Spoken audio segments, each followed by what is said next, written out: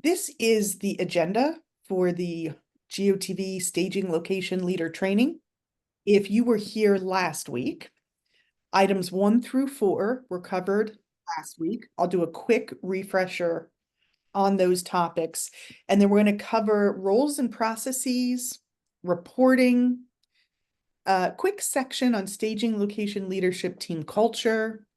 I'll give you insight into the scripts and voter universes that we'll be using during GOTV. Super high level voting in North Carolina, some key points there, and then I'll wrap up and share some additional resources. So let me do a quick refresher first. Last week, we talked about early vote and get out the vote season. I shared information on why we're so appreciative that you are partnering with the North Carolina Democratic Party in this critical GOTV period.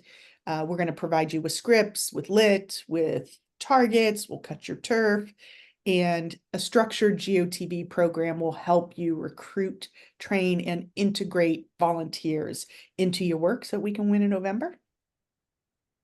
Our priorities and what we know it will take for us to win, we're focused on growing and training our volunteer team, and then mobilizing voters to vote for Democrats up and down the ballot. And overall, in this final stretch here, everything gets more focused, more intense, and more exciting. In the introduction to staging locations and staging location leaders, I shared the key dates for our dry run, get out the early vote weekends, and the final 4. They're also on this screen, and they were in the follow-up email and the slide deck that I sent. Those are the key dates where we will be using these GOTV programs, processes, and tools. I also shared a couple of different ways you could structure your staging location leadership team. This is one of the things that you're going to adapt based on your community, your county party. The baseline team is to have 1 staging location director, a canvas captain, packet captain, and confirmation captain. I'm going to go into some more detail in this session tonight on the primary responsibilities for each of those roles. And we talked about a couple options here. So if you're expecting to have a lot of volunteer capacity, there might be some optional roles you want to add. And if you think you're going to have a smaller group of volunteers, of course, we don't want to have more staging location leaders than we have door knockers. So we talked about some ways that you could scale that back as well. While keeping in mind that whatever your volunteer capacity is now, it might double or triple by the time we get to election day. We talked in detail about the physical staging location and what that can look like. Ideally, it's probably the same location for each of those days during the dry run, early vote, and the final 4. We did also talk about, based on your community, some circumstances where you might have 1 staging location on the eastern side of the county and another on the west, for example. A staging location will be most efficient and effective. It's run like an assembly line. We walked through this diagram here of what a well-run staging location could look like. Talked about some of the resources and amenities you'll want to have at your staging location: restrooms, parking, Wi-Fi, electricity, things like that. And of course, practice makes perfect. So this weekend is a dry run. We're going to be using our GOTV scripts, our GOTV universes, and this will give us an opportunity to stress test our program and make any adjustments we need to before we get to October 17th, which is early vote and where things will really crank up in intensity. We wrapped up last time with a review of volunteer recruitment. We talked about how to ask through the no. If people say no, how to keep digging to find opportunities for them to say yes. Asking through the yes, so people who are up for volunteering, how can we encourage them to attend as many canvases as possible, get as many shifts as possible, so we can talk to all the voters we need to. And then we demonstrated a good hard ask using specific unapologetic language that expresses urgency and really uses strong language to ask people to take part in our democracy and help us out. That is the very quick overview of what we went over in last week's session. So we're going to talk about roles and responsibilities. This, as a reminder, is the baseline team we talked about. Optional roles if you're going to have a bigger staging location. And if you think you're going to have a smaller staging location, a more modest army of volunteers, what's really important isn't the hierarchy and not even the titles. What's important is that the work that needs done has a clear person assigned to do it. So I'm going to go into more detail on what those responsibilities are. First, I want to share this definition. I'm going to talk about the boiler room. I don't know why it's called a boiler room, but this is the jargon for pretty much the campaign staff headquarters. So the state party's executive director, the data director, the voter protection director, Sarah O'Brien, our organizing director, key people will on these weekends be together, probably physically, in a boiler room so that we can keep an eye on how things are going. Are issues coming up? Do we need to solve for some problems? Are things running smoothly? So I will talk about this boiler room, which is where staff will be hanging out, working, and making sure our GOTV program is running well. The staging location director, I've got my football icon here. This is kind of the quarterback for your staging location. I mentioned last week, we really want to have one staging location director who is our point of contact with your regional organizing director, because we got 100 counties across the state, and the organizing team is a team of 6. So it will help us be efficient and effective to have one point of contact at the staging location. The key responsibilities for the staging location director are to report information up to the boiler room. I'll show you what that reporting looks like. And then the boiler room might give instructions to the staging location director that they should then relay to the captains. Information goes up from the staging location to the boiler room, and instructions come down from the boiler room to the staging location director. Now, when there's downtime or in between busy periods, the staging location director can also help welcome and sign in volunteers and help with recruitment, confirmation, and chase calls. The canvas captain, I have my teacher icon here. Their primary responsibility is to train volunteers on the script and on minivan. When there's downtime, they can pitch in helping prepare packets and making recruitment, confirm, and chase calls. We also recommend you have a packet captain. I've got a clipboard icon here. This person is responsible for preparing walk packets. So using lit from the state party that covers the Council of State and supplementing it with brochures and handouts from your local candidates. The packet captain will be handing out turf assignments and packets, keeping track of who has which ones. And then the packet captain will also debrief canvassers when their shift is completed and they come back and try to get them reshifted. And again, when there's downtime, they can help with recruitment, confirm, and chase calls. The confirmation captain with my telephone icon that is no longer relevant because that's not the kind of telephone anybody uses anymore. But as an old, that's what resonates with me. So the confirm captain is who we recommend welcomes and signs volunteers in when they arrive at the staging location, makes the confirmation calls, and makes no-show chase calls. So if somebody is scheduled to come up and volunteer and they don't show up, they no-show, we should make a chase call and try to encourage them to come in. I'll provide a sample script for that. The confirmation captain can also help debrief and reshift canvassers when they return. Every shift has a bit of a flow. And this is the flow of the shifts during GOTV. Sign in the volunteers, train canvassers. I have new in parentheses here because we know we're going to have our steady canvassers who come every day, every weekend. Our recommendation is those repeat canvassers who are really our strongest canvassers. We do want them to get trained on the GOTV script at least once, maybe twice. I'll talk about the script later, but we are using a branched script that adapts based on the answer to the previous question. I'll walk through that. But we would like all canvassers to get trained on that script.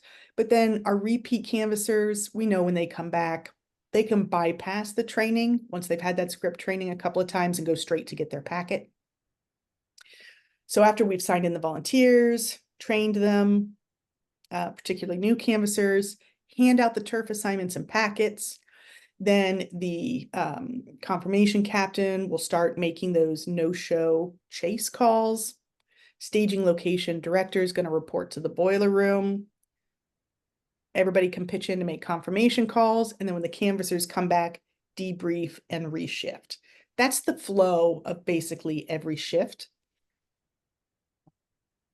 This is the diagram that I shared last week when we talked about the characteristics of a good staging location. I did make one change on this diagram. As we talked about it, we think the confirmation captain should be at the sign-in table to sign in volunteers, because the staging location director, particularly for our medium and large size staging locations, will probably be kind of running around a little bit, pinch hitting in all the different areas or problem solving. So this is the diagram for the staging location. I'm going to go through each of these steps and the process and resources that you will have to accomplish these goals. This part of this training is really pretty much the meatiest part of all of it. So I'm going to go through, and first is signing in the volunteers. I've got the telephone icon, which represents the confirmation captain. We're going to ask you to sign in your volunteers using Mobilize. So every county has access to Mobilize. If you do not yet have administrative access to Mobilize, please ask your regional organizing director or reach out to me. The screenshot here, how you know if you have administrative access or not, if you go to your Mobilize event and you see edit event, which I have here a red box around edit event, if you see that, you have admin access. So what I'm going to do is I'm going to click on edit event. It brings up all of the information for the event. If you need to edit anything, in this case, we don't actually need to edit. So I'm going to click on back to event details, which takes you to this view. This is the administrative view of your Mobilize event. I recommend that you bookmark this. I normally bookmark the public facing event and the back end, and I label it that way when I bookmark it, so I can always find it easily. So when the confirmation captain is in this event and has admin access on this screen, you scroll down a little bit and it will bring you towards the bottom of a list of every shift that is scheduled and how many people are scheduled to attend. You can see also I'm currently under the upcoming event section, and there's also a past event section. I think we talked a little bit last week, and we're really encouraging everybody to go ahead and get your canvases scheduled out through election day. You want to have this view so you can get an overall sense of how many people are scheduled to come. It helps with volunteer recruitment and reshifting to have as many dates up there as possible. Also on our end, Sarah O'Brien and I are hearing from large groups of people who want to come from like out of state and chip in. So we've heard from like the Democratic Party of Maryland and the Democratic Party of New Jersey, and they're saying, hey, where do you need us? Where should we go?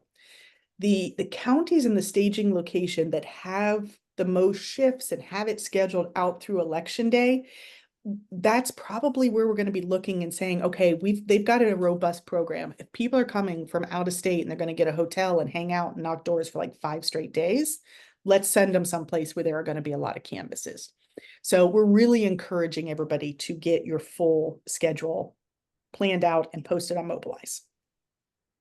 So for this example of how we would sign in a volunteer, I'm going to click here on November 28th, where the red arrow is pointing. Basically, each of those days and times in blue is a hyperlink. It takes you a level deeper. So now for that event, I can see everyone who is scheduled. I can see everybody who's registered, everybody who is confirmed, and everybody who has canceled.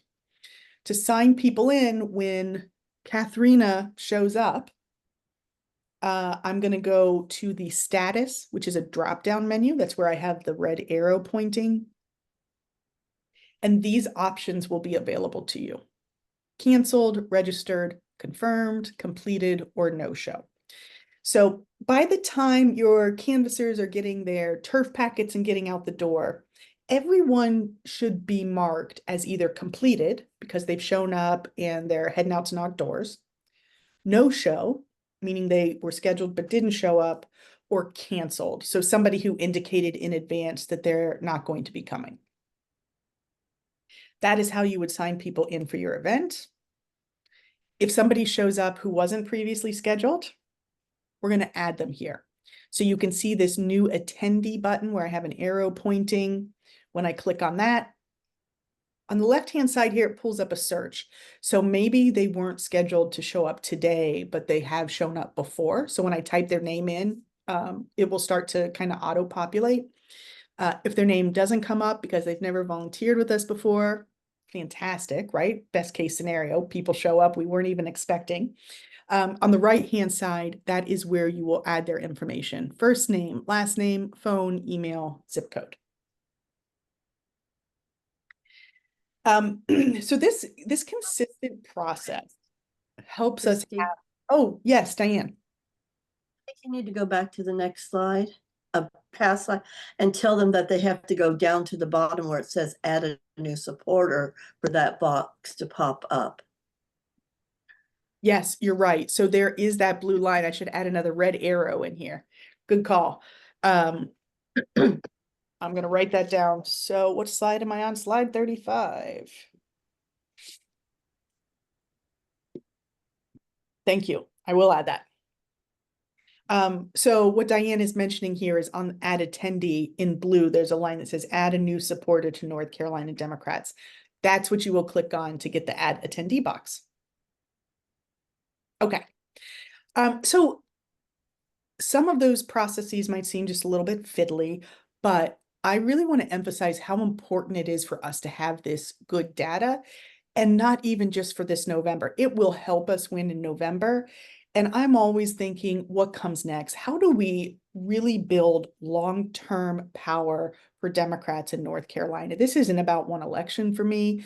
This is about continuing to have good government and better government all the time in North Carolina. So this will really give us a head start. I do some training on how to recruit volunteers, both from the vote builder, the technical side of things, and more of the soft skills and recruiting volunteers. I always talk about pulling those lists from vote builder, and the work we do during this GOTV period will help set us up for success in the future. John, let me come back to that question about recruitment. I did cover it a bit in part one, but we will have time for Q&A today. So if I don't come back to that, remind me. Okay, we've signed in our volunteers, and now we're going to train our canvassers. I am going to provide information that I will share with everybody this week on talking points for quick training and suggestions. I really like to have those big post-it notes up on the wall at the staging location if you're in like a county party office or a physical space that you're going to be able to use every day. I want to put up one of those big post-its that says, this is how to download Minivan if you've never used Minivan before, and create your action ID. Maybe some, share samples of the script. So as people are gathering and getting ready to start the training, they can download Minivan, get their action ID, and maybe peruse the script. So more to come on that this week. After the training, we will hand out turf assignments and packets. What I have on the screen here is an example. This is something Sarah will provide this week. A Google sheet that's going to list, what is the county, what is the precinct number, what is the list number that goes in Minivan, how many doors is it, which volunteer takes that list, those kinds of things. So that is how we will keep track of what turf has been assigned and what turf still needs to be covered. Now for the confirm captain, I'm going to talk about making these no-show calls and confirmation calls. The processes are very similar. It's just the script that's a little different. So we're going to be working hard all through this time period to recruit volunteers by having a robust confirmation process, reshifting our volunteers. That will really help make sure that our recruiting pays off. Couple of best practices when you are making confirmation calls. We're going to use a little peer pressure for good, use a little social pressure. We know as activists, as volunteers, that we need as many volunteers as we can get to talk to all the voters we need to talk to. So we want to make sure volunteers know we're counting on them, we're expecting them, we're planning for them to show up. Use assumptive language. So I'm not going to give people an out. So I'm not going to say, hey, Diane, we've got you down for tomorrow. Are you still coming? I'm going to say, Diane, we're looking forward to seeing you tomorrow. Don't forget to bring a fully charged phone, and we'll see you at 11 o'clock.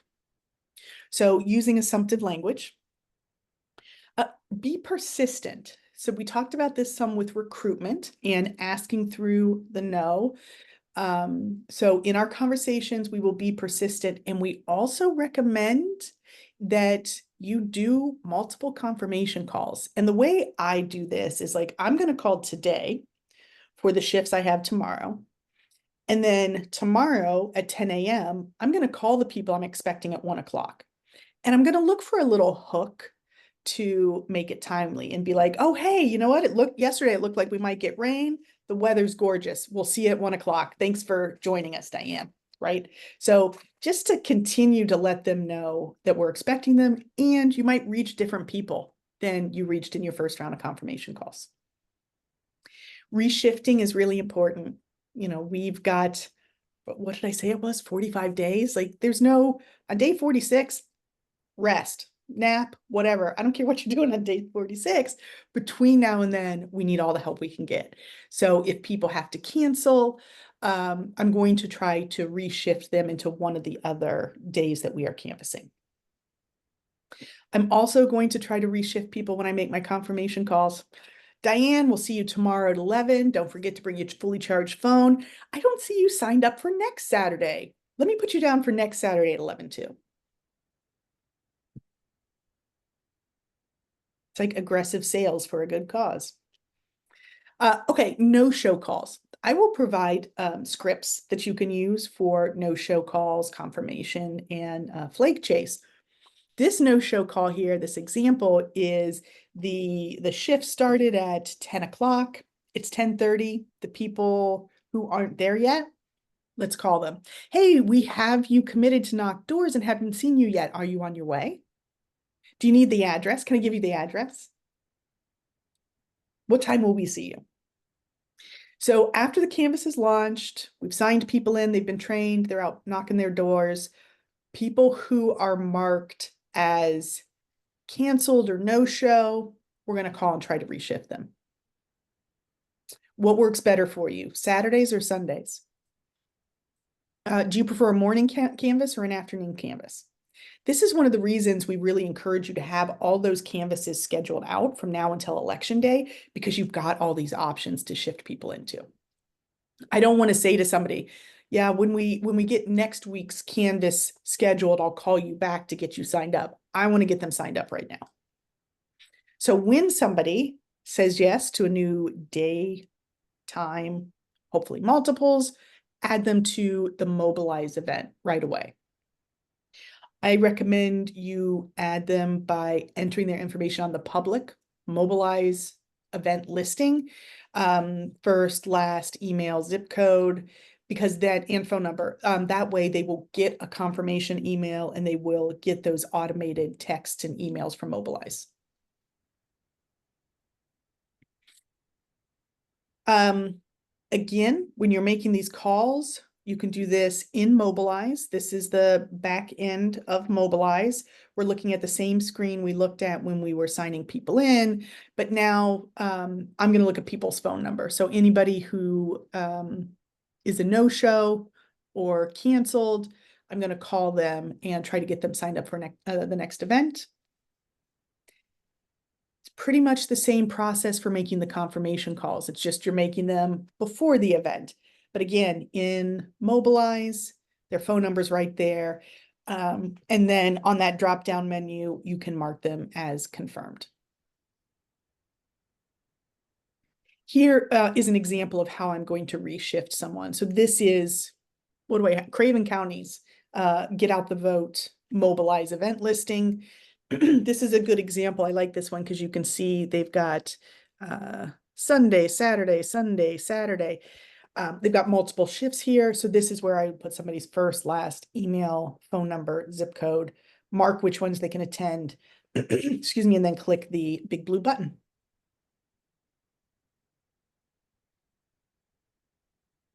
Okay. Signed people in, trained them, got them out on the doors, making our no-show calls. Then the staging location director will report to the boiler room. Give me 5 minutes and I'm going to talk about this one in detail. We talked about making confirmation calls. So then as the canvassers return, we're going to debrief and reshift them. A couple best practices here. I'm always going to show appreciation, thank people. I love to ask people, what was the best conversation you had today? Did you hear any trends on the doors? Anything new that you hadn't heard before? If it's a returning canvasser, I want to kind of have my finger on the pulse there and hear what people were saying on the doors and also keep the excitement going with my canvassers so that I can reshift them. They're not reshifted when particularly a new canvasser, when they come back and they haven't done it before and now they've gotten over the initial maybe nervousness, they went out, they had a couple good conversations, I'll be buzzing. I'll be absolutely buzzing. You can sign me up for anything at that point. So let's reshift those volunteers. That was the deep dive on the roles and responsibilities for the staging location leaders. I am going to talk about reporting next, but let's pause and see what questions you have. And John, I'm still looking at yours. I'm going to get back to that in a bit. Oh, Diane, I see your hand up. What length of time do you usually have for canvas shifts? 3 hours, 4 hours? Yeah, I'm going to talk about that here in the reporting section. What we are recommending is that they are 3-hour shifts staggered every 2 hours. So that way, when canvassers are returning, they're not kind of swarming the staging location at the same time new canvassers are kicking off. So that is the schedule that we are recommending. Thank you. Rudolph, do you have a question? I do not. Oh, okay. I didn't have my hand up, did I? No, you came off mute. I thought maybe you had a question. Oh, Okay. no, I don't. Okay. All right, let's get into reporting because we will talk a little bit more about those shift times here. So reporting, sending information to the boiler room is the primary responsibility for the staging location director. It's really staff's contact with people out in the field. We are recommending standard shift times and standard reporting times. So this helps us have timely and accurate reports, gives us a sense of what's going on the ground, We will be reporting and sharing information with the coordinated campaign. They'll be sharing information with like Harris HQ. So all of this information is flowing through, so we all have a good sense of what's going on during these days, early vote and on election day. We are going to share with all the staging location leaders a TikTok. That's the jargon term. You might have also heard it called a run of show document. It's kind of like an agenda. So you can see here in this example, it says kind of minute by minute, what time certain actions take place, and then also resources you need to complete those actions will be linked. So in this case, there is a report at 9:15 that there's a link there so that you can complete that. So here's the staging location schedule, and we're really asking all of the counties to follow this schedule. Now, not every county or organization is going to have all of these shifts. We understand that. So if you are currently doing, if you've been doing one canvas a month, going to 5 canvases a weekend might be too big of a jump. But if you're currently doing every single Saturday, then we are going to ask you to push a little bit. Think, what is 2x, 3x? Can you do 2 shifts every Saturday and 2 every Sunday, or 2 on Saturday and 1 on Sunday? But we want canvases to launch at these times so that, again, with 100 counties across the state, we need to be organized and have really clear processes. So this is the 3-hour shift staggered recommended schedule. Launching canvases Saturday, 10 a.m., 12, and 2, and then Sundays at 1 and 3. Those are our recommended times for canvas launches. The reporting times would then be 1 hour after each canvas starts. So 11, 1, 3 on Saturdays, Sundays, 2 and 4. This is the same information, but just a different way to look at it. So if you have a 10 a.m. Saturday canvas launch, you should plan on reporting at 11 o'clock. Maybe on Sundays, you don't do a 1 o'clock shift because people aren't done with church yet. So on Sundays, you only do a 3 o'clock shift. You would report at 4. This is what the requested schedule looks like. Now, I've talked about the boiler room, which is the place where staff is kind of headquartered to receive information from the staging location directors and to report information all the way up to Delaware. This is kind of what the flow of information looks like. So reports, the captains will report information to the staging location director about how many people showed up, how many turf packets went out. The staging location director will submit a report to Sarah O'Brien and the organizing team. So whichever regional organizing director you've been working with, they will share that information then with our party headquarters in Raleigh. So Goodwin House, where we work. That's the boiler room. So reports will go in this direction. And then from the NCDP headquarters in Raleigh, we might have instruction or direction that we would pass on to the regional organizing directors, who would share that with the staging location directors, and then the staging location directors would pass that on to the captains. Examples of something that we might share would be on election day, maybe there's a lawsuit and polling locations are open an extra half hour. Maybe we've been using a statewide phone bank and the list is exhausted. So pause phone banking for half an hour, we're pulling a new list. Things like that are some examples of what kind of information might come down from Goodwin House. So we're really going to be relying on this process to have reporting go up so that we can make strategic decisions, whether it is reallocating some resources, whether it is a certain area is in need of more literature. Like I mentioned, maybe the Maryland Democrats need to know which county to go to help out, things like that. So the more information we have and have it in a systematic way will help us. I'm going to show you the reports. So we have Google Forms for the reports. There is an open report. So whatever your first shift of the day is, so if your first shift of the day is 10 o'clock on Saturday, then at about 9:15, you would submit an open report. Put your name, what county are you in, is your staging location open and ready for the day, yes or no? Have all your staging location leaders showed up to help you, yes or no? The answer is no. We got a problem. We need to find somebody to help you. Do you have your turfs, your bundled lit, and your phone bank list? Do you have your resources? What precincts are you focused on that day? How many volunteers are you expecting? And do you have any issues, questions, concerns that you want to flag for your regional organizing director? That's what the open report looks like. And then there is a shift report that will be completed for each shift that happens. So again, put your name.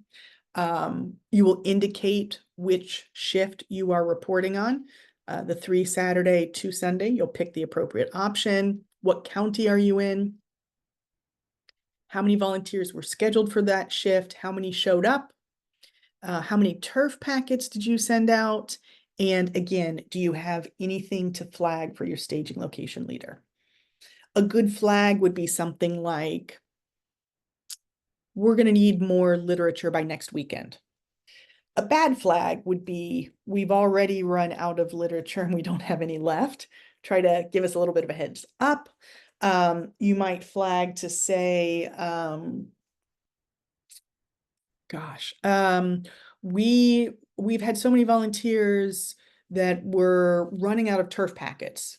Give us some fresh turf. Or we don't have anybody phone banking today. So maybe an out-of-state volunteer group can work on our phone bank, things like that. Any issues you're seeing, the printer isn't operating, the Wi-Fi is down, anything that is not going smoothly, you can flag for your regional organizing director and we will help problem solve. That was the reporting process. So before I start talking about, I've got a real quick section here on staging location leader teamwork. But what questions do you have about reporting? Yes, Rudolph. Okay, so we run the shift till we get on and we start reporting to you. You mentioned something early on in your conversation about you cutting those turfs, or that's something that we go in and won't be able to cutting ourselves. And then and we say, and you said something about, well, we need more turfs than we were asking for them. Is that a little unclear on exactly the process? Are you going to be sending us those turfs, or? Yeah, Okay. we're going to cut turf. And in fact, on October 3rd and 4th, we've got a team that cuts turf, including like Josh Stein's mom. The team is coming to Raleigh to Goodwin House to cut all the turf for GOTV on the 3rd and 4th. So it's the same people who have been cutting turf for the county. So if you have not been getting help cutting turf and you want it, it's coming. You could let your regional organizing director know if you have any concerns or questions. No, I've been cutting my own turfs, but how do you know which precincts? I mean, do we go by the precincts do we send you the precincts to cut turf for? You could. So you're in Forsyth. So things might be a little different in Forsyth because there is a coordinated campaign office there. So I was talking to Sarah O'Brien today that I need to let the coordinated campaign, I need to reach out to them and see if they're going to have any different processes. But generally speaking, we will be cutting your turf for you. And if you have questions about how to prioritize the precincts, talk to is Mackenzie your organizer? Mackenzie Reedy Bacon or Daniel Franch? No, you sent me a key. Mackenzie.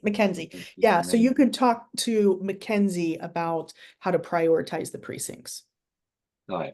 But we got a list of that. And Okay. so, and I'm supposed to have a meeting with the guy's named Will, who is the coordinator campaign. Yeah, So I guess I'll find out more when I talk to him. yeah, yep. Okay. Okay, let's talk just a little bit about team culture. And I'm going to toss this out to the group. If you want to, we got a good sized group here. If you want to come off mute or type in the chat, why are teams important, and why are we spending so much time recruiting and training and talking to these staging location teams? Any thoughts? Well, the better they work together, the more, sorry, the more efficient the whole process is. Yeah. Okay. Yes. Yeah. So, it's kind of my next, why is it so important to have consistent leaders? So we're working in teams and we're focused on this because we know we can't do this alone, right? There are a lot of voters we want to talk to. So the more people we can integrate into our program, the more voters we can talk to. And as we work under this structure during early vote and GOTV, yeah, we'll get more efficient, more effective. We'll get to know and trust each other and have opportunity to practice so that, yeah, teams that work well together will just accomplish more. Yeah. So, a couple of ways we are going to work in our teams, rely on each other so that we can win. All on the same page, working towards the same goals. Yes, thank you, Jermaine and Ellen. So we're going to be focused on recruiting, confirming, training, and supporting our canvassers. We're going to focus on what we can control and try to let some of the other stuff go. I know this can be difficult. I'm already at the part of the campaign season where I'm not really watching the news.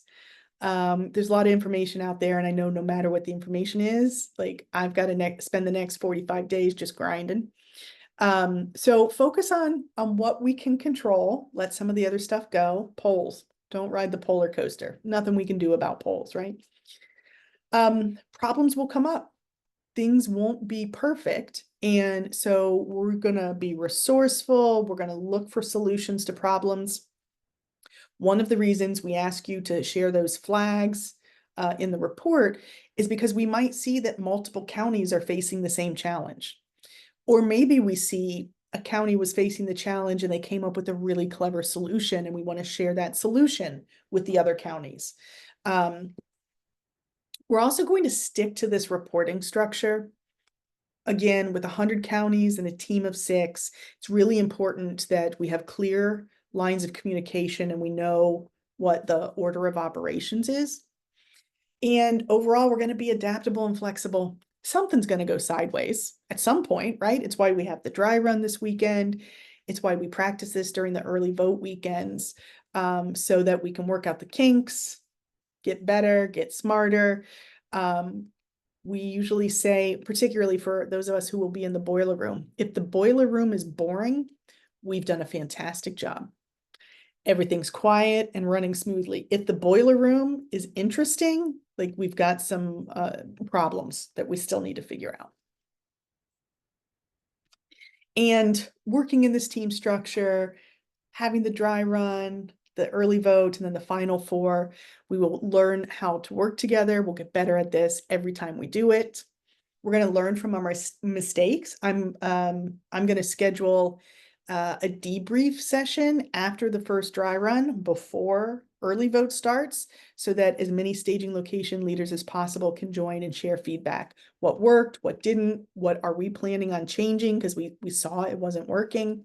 And then we will be a well-oiled machine so that those final 4 days and on election day, we are really focusing all our best efforts on getting out those last voters that we need to put us over the top. I'm going to jump to scripts and universes in the interest of time. So let me give you some insight into what we are planning for our scripts and universes. So first, when it comes to the universe of voters we're going to talk to, we'll be focused on people who have high Democratic support scores, but who vote inconsistently. So we want to make sure those people know how important this election is, that they vote for Dems all the way down the ballot. And then anybody who we have talked to previously who indicated that we had persuaded them for the Democratic candidates, we want to make sure that we get back to those people as well and help them make a plan to vote. The voters who have already voted, once early vote starts, that is noted on the voter roll. So the Board of Elections will provide reporting every day once early vote starts. And people who have already voted will come off our contact lists. We don't need to reach out to them. There is almost certainly going to be a little bit of lag in this information. So if you vote and I knock on your door 2 hours later, like we're not going to have that information yet. But if you voted on Friday and now it's Sunday, you might still be on our list because of that lag. But anyone who we know has voted, even if they show up on the minivan list, it'll have a little badge that says they have already voted. And then we will mark those people as not home. Just mark them as not home and move on. We don't need to knock on the door.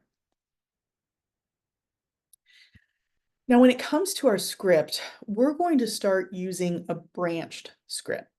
The scripts we've been using are what is called linear. So no matter how someone answers, like it's still the same scrolled script. We have experience knowing like, okay, based on how they answered, they said they're Republicans. I don't need to ask them to volunteer, right? But the branched script is going to put that into practice a bit easier for us. So these 5 points are the sections, what we're covering in the script. We're going to assess people's support for Democrats. If they don't support Democrats, thank you, have a good day, we're going to wrap it up. If they are strong Dems, we're going to make sure we encourage them to vote all the way down the ballot. If they are lean Democrat or undecided, we're probably going to have a little bit of a persuasion conversation.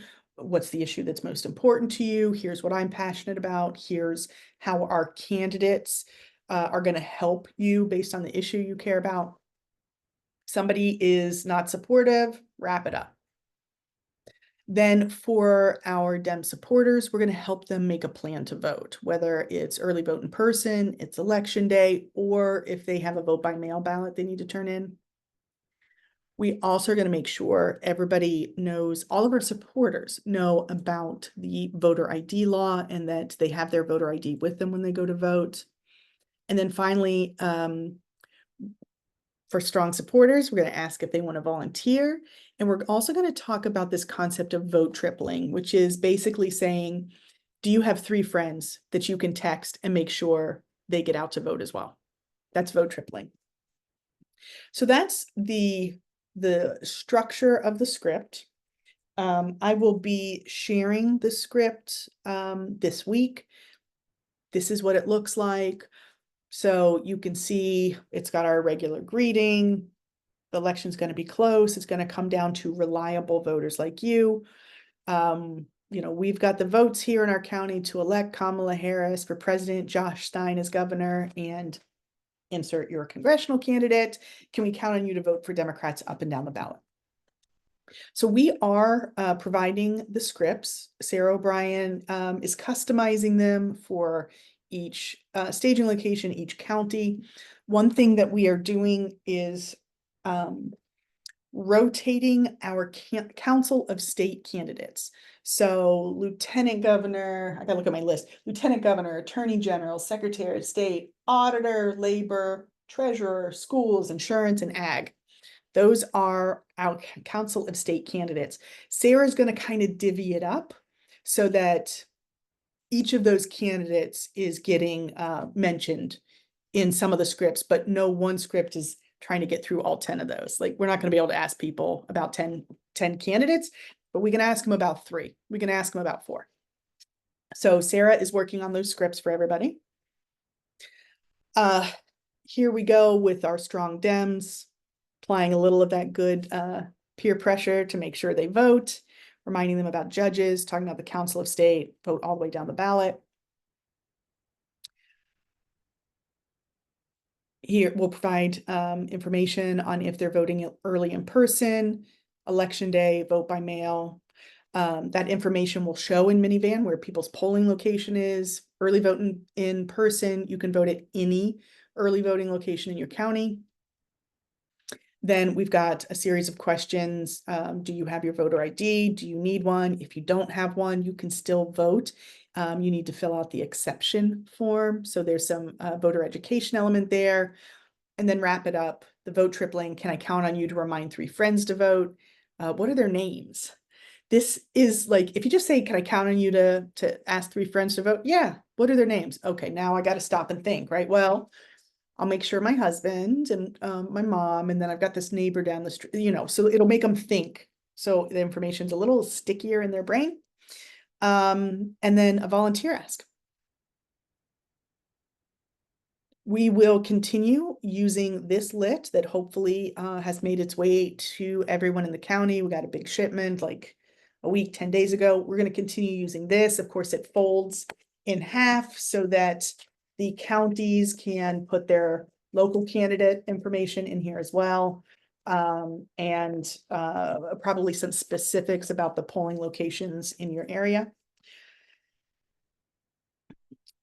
We're really focused on canvassing, but I do want to talk about phone banking. So there will be phone banks pulled by county. Think about who you might want to phone bank. Do you want to do some phone banking during the week? Are there some particularly hard to walk precincts maybe in your area that a phone bank? Oh gosh, Diane's just laughing at me. Are all of the areas hard to walk? So, you know, maybe there are some areas, you know, there's a 55 plus retirement community where my mom lives, and like, you cannot get in there. So let's phone bank them, things like that. Okay, any questions on scripts and universes?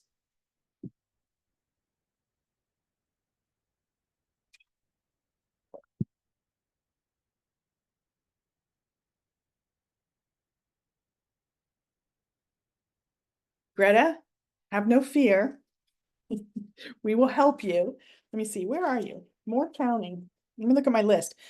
So I have had, so you came last week, along with Claire Ruggles came and Tina came.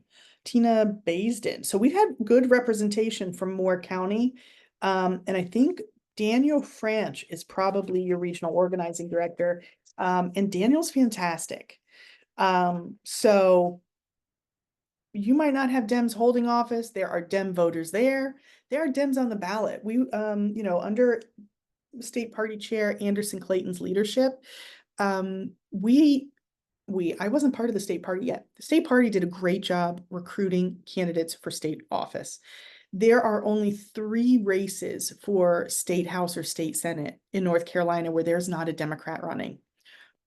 And we know we're not going to win all those races, but having a Democrat on the ballot, first of all, we're talking about building long-term power, right?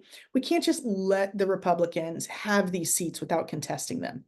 We might not win this time. We might not win in 2 years, but what does it look like in 6 years? I think of the work that Stacey Abrams has done in Georgia and how, you know, it's been a 10, 15-year process to really get Georgia moving bluer while fighting voter suppression. We're in that process here too, right? So you might not you might not have Dems in office, but you got Dems on the ballot. And I love our friends in red and purple counties. Like if we get just a few extra votes in those counties, that's when we win. Sherry Beasley lost her race by 400 votes. That's 4 votes in each of our 100 counties. So thank you for working in Moore County. Guilford County is also Daniel Franch. I'll type his, you know what, here's what I can do. Rods, RODS at ncdp.org. That, if you send an email and say, like, I'm in this county, I want to talk to somebody, that will go to all 6 of the regional organizing directors and Sarah O'Brien, and they'll see who supports that county. And they'll reach out.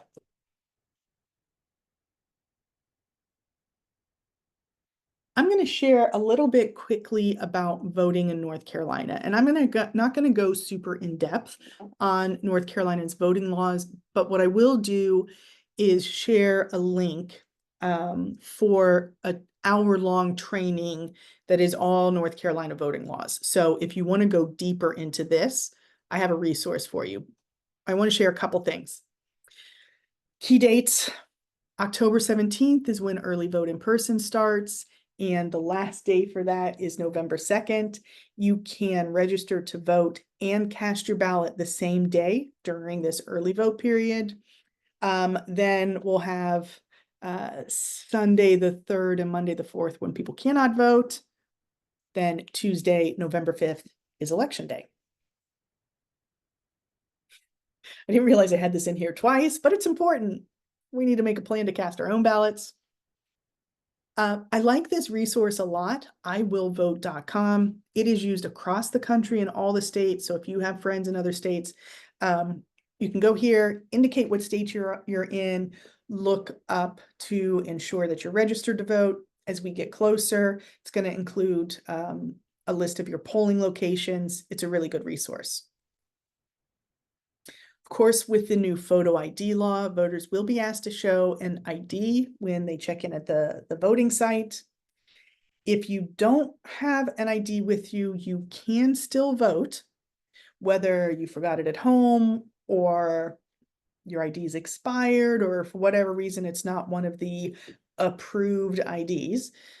You can submit a provisional ballot with an ID exception form that either explains your good reason for not having an ID. Maybe my grandmother is 93, she doesn't drive, like she might not have a state ID. So anyhow, you could fill out this ID exception form. If you just forgot your ID, you'll probably need to go take it to the Board of Elections. But we have language in our script to help people with this voter ID law. Of course, North Carolina has a real tradition of early vote in person. Same-day registration is available during that time period, gives people flexibility so that they can work voting into their schedule. During the early vote period, people can vote at any voting site that's open during in their county. So it doesn't have to be, it might not necessarily be the same as the November 5th polling location. And there's also curbside voting at early voting sites. These are some key resources. We've talked about iwillvote.com, where you can get voter registration information and find your polling location. We have a voter protection page on our website. I will share that link. We've got an email here.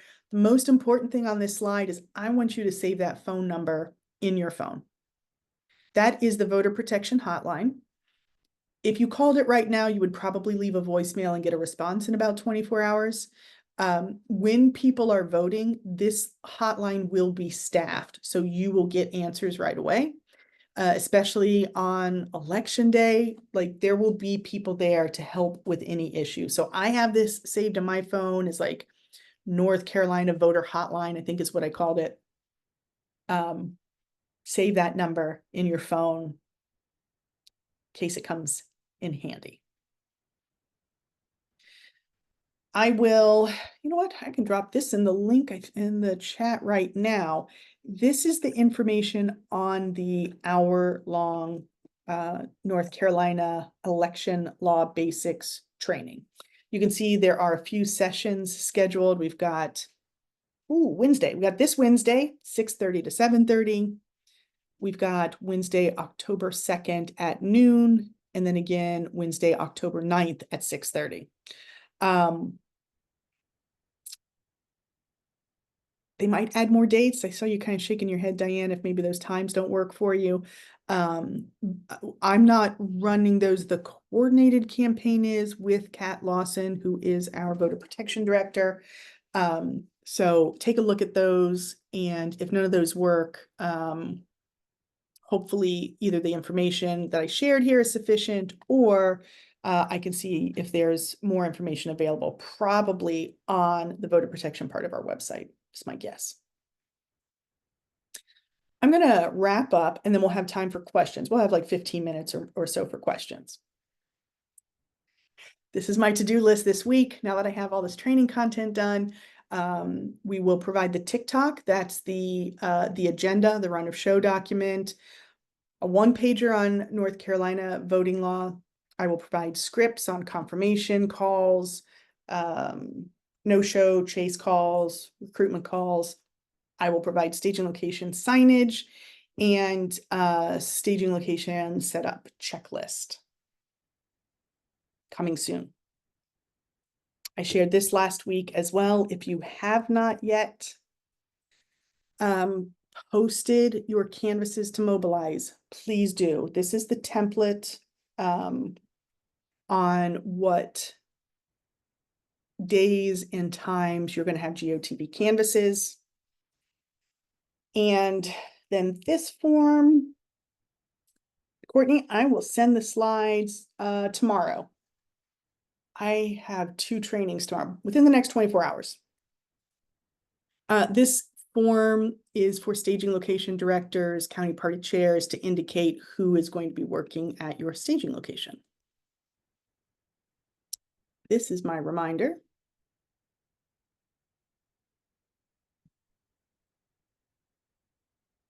Where is the... I thought I was recording. Oh, here we go. Stop recording.